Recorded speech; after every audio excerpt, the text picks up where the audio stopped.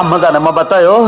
జాంబవంతుడు హనుమతో హిమాలయాల్లోకి వెళ్లి అక్కడ ఔషధగిరి ఉంటుంది. అందులో మహా ఔషధాల మొక్కలుంటాయి, వాటిని తీసుకొని రా అంటాడు. హనుమ ఆ పర్వతం దగ్గరికి వెళ్లేసరికి ఔషధాలు మెరుస్తూ ఉంటాయి. హనుమను చూసిన ఔషధాలు ఎవరో వచ్చేశారని గ్రహించి అదృశ్యమైపోయాయట. బొక్కలబయ్యా, ఔషధాలు ఉన్నవి ఉపయోగపడ్డానికి కాదా, దాక్కున్నాయా? మీ వాల్మీకి ఏంటి భయ్యా ఇంత దరిద్రంగా రాశాడు కదనే. ఎవరైనా రాసుకోవచ్చండి. ఆ చరిత్రకు ఆధారం ఉందా, ఆర్కియాలజికల్ ఆధారం ఉందా, లిటరరీ ఆధారం ఉందా, జియోలాజికల్ ఆధారం ఉందా, అది చూడాలి మనం.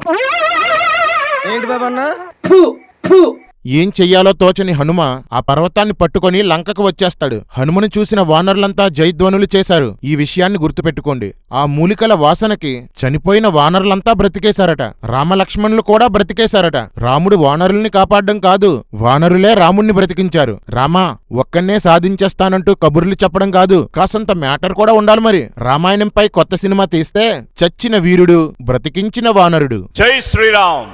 ఆ మూలికల వాసనకు చనిపోయిన రాక్షసులు కూడా బ్రతికేయాలి కదా అని మనకు డౌట్ వస్తుంది. కాబట్టి కథా రచయిత అయిన వాల్మీకి ఇక్కడ ఒక సొల్లు చెప్పాడు. రావణుడి పరువు పోతుందని రావణుని సైనికులు చనిపోయిన రాక్షసులందరినీ సముద్రంలో పడేశారట. ఒరే పిచ్చి కుక్కలో, అంత యుద్ధం జరుగుతుంటే కోట్ల మంది రాక్షసుల్ని ఎవరు పడేశారు, ఎప్పుడు పడేశారు? ఒరే, ఇది ఉత్తమ రామాయణం కాదురా, ఉత్తరామాయణం, చెత్త రామాయణం. జై శ్రీరామ్. రామాయణం మహాభారతంలో నేను తీసే అతి చెత్త సినిమాలు కానీ ఎక్కువ లొసుగులు ఉన్నాయని నా ఫీల్. బల్లెంగుచ్చుకున్న లక్ష్మణుడు సర్పంలా కొట్టుకుంటున్నాడు.